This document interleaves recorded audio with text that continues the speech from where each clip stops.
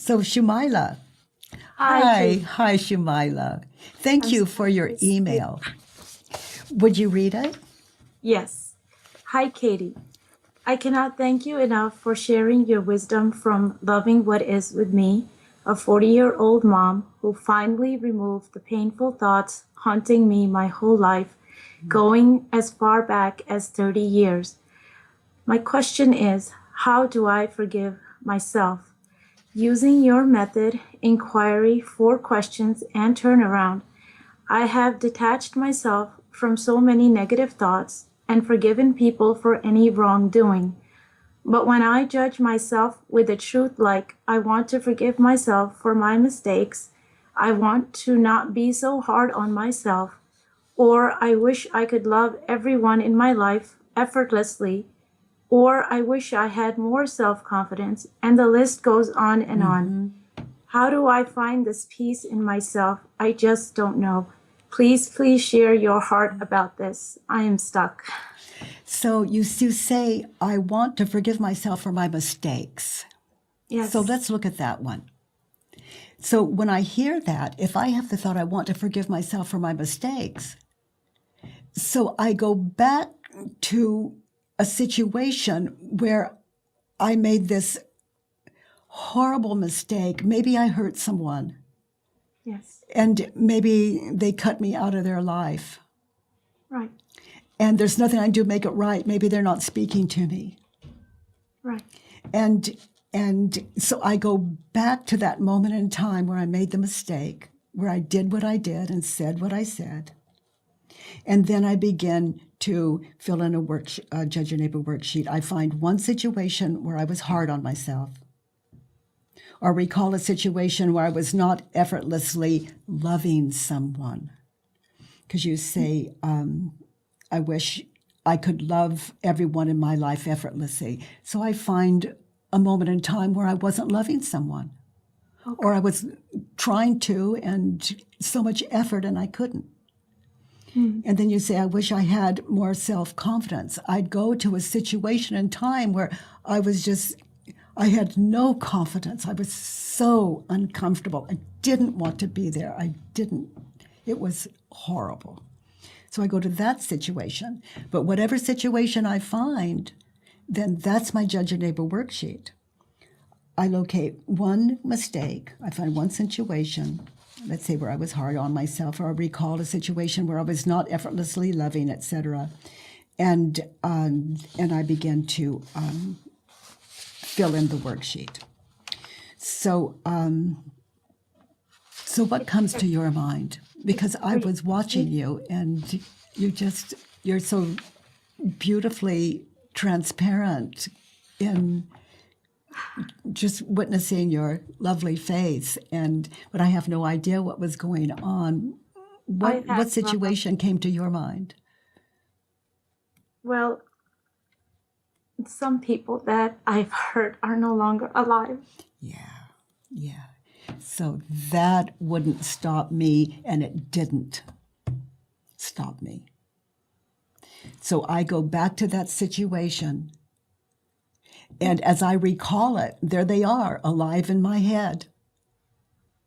For example, if I hurt my grandmother, I go back into that situation and I identify what I was thinking and believing in that situation, and that's my worksheet. Okay. You understand? I felt, yes, it's making more sense. But as I tried doing that, I really was getting more and more pain and like a block, just a complete block from trying to get to those thoughts. Yes. So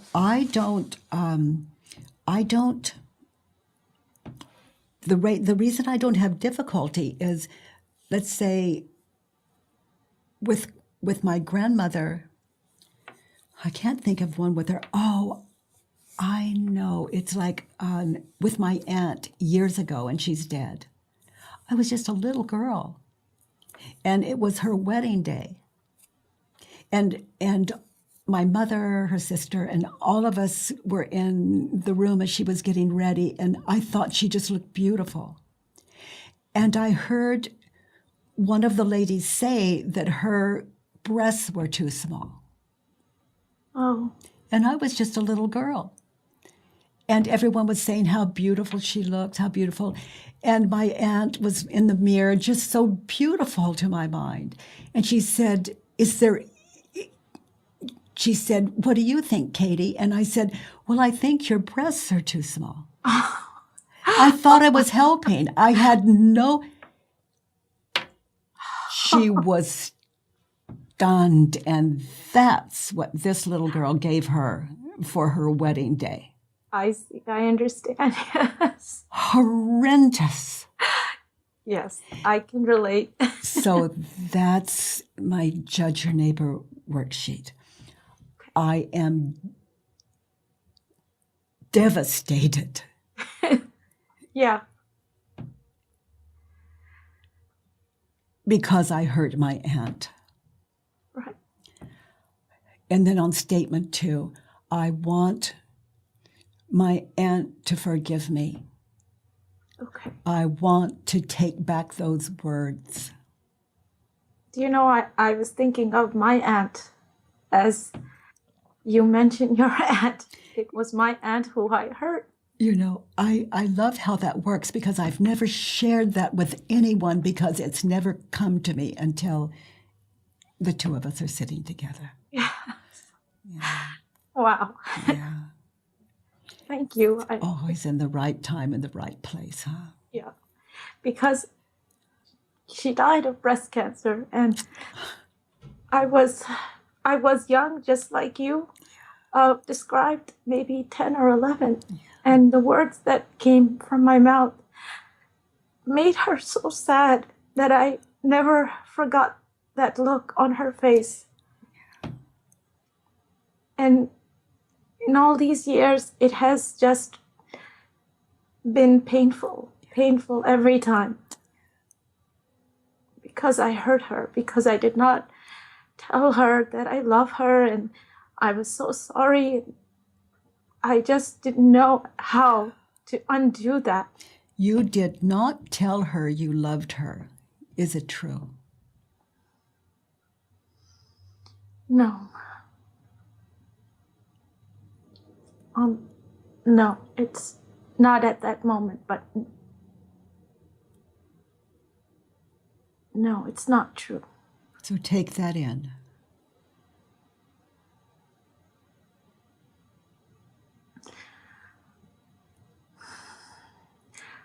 I know she felt love from me.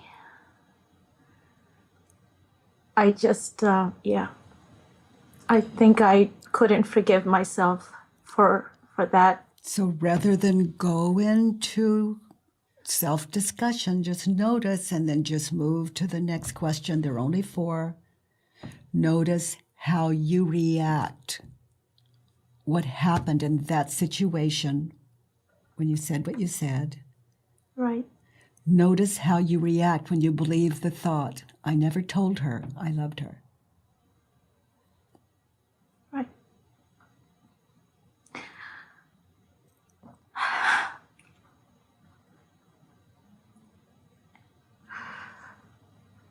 It's very, it makes me feel so guilty when I believe that thought.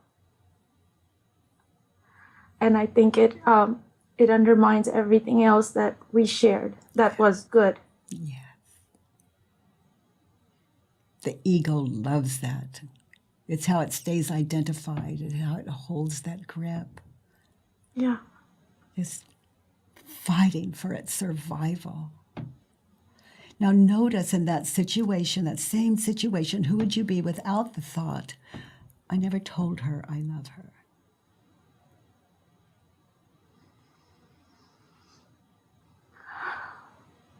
I would be free. I would be happy. I would be content.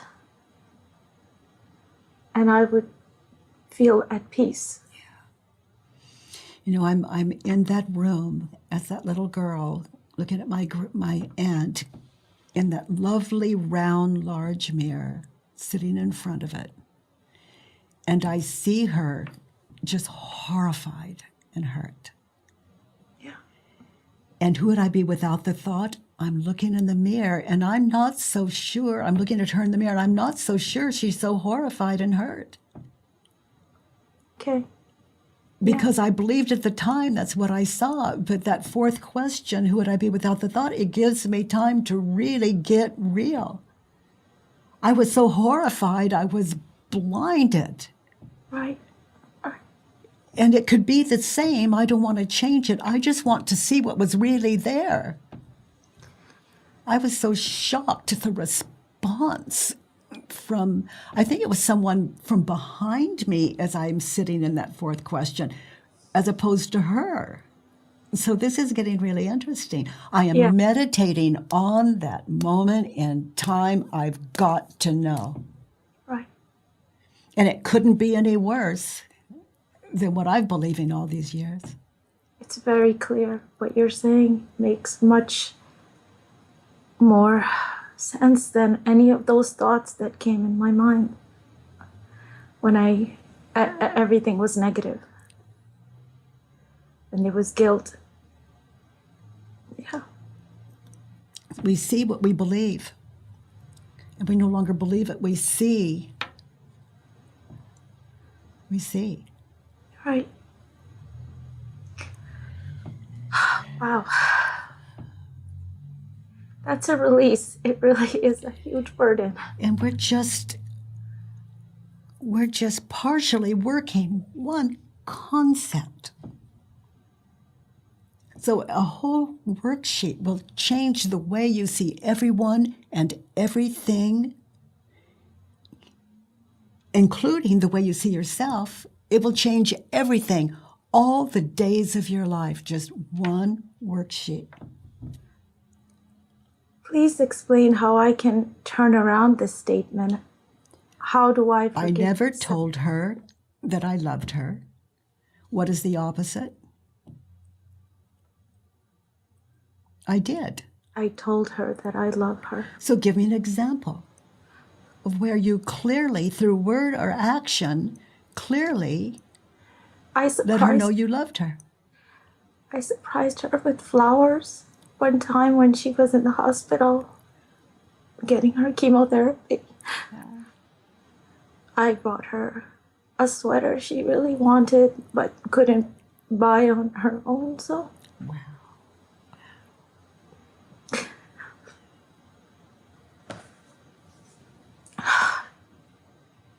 I didn't think of those things. No, the ego won't allow it.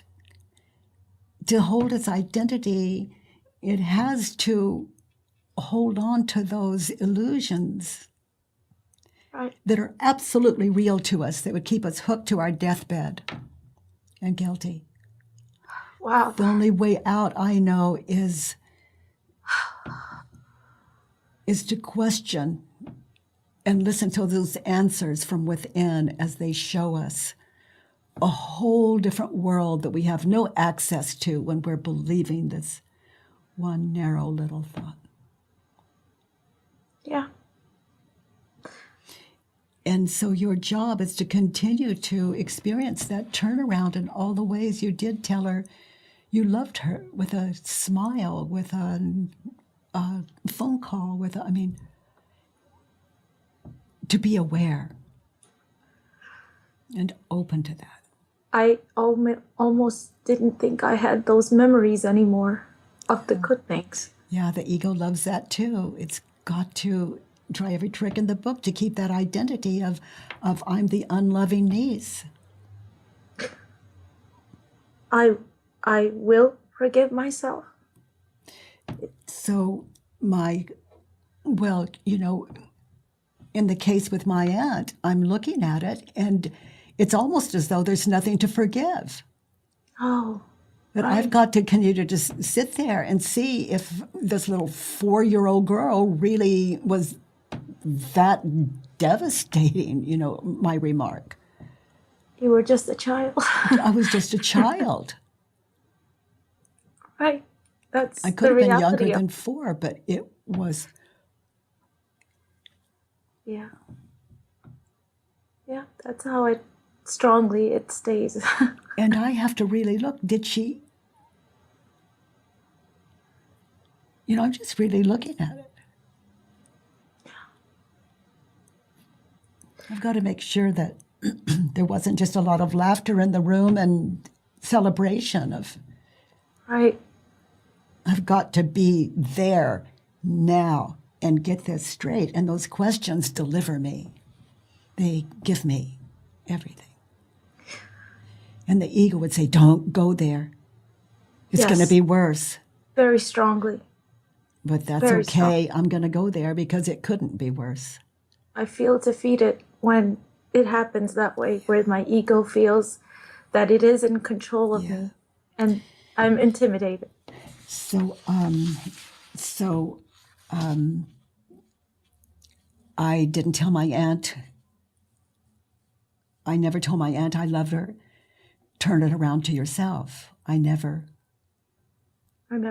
told myself that I left her. Oh. No, I didn't. That's true. That's very true. Wow.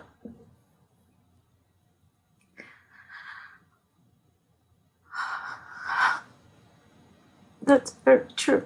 It's truer.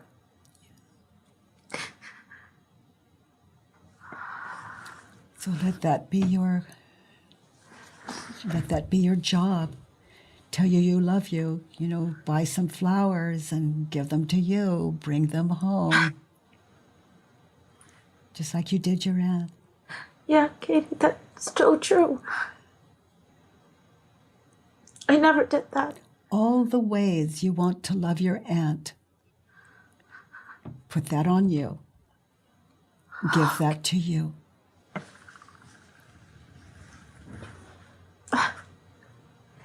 Thank you. You're welcome.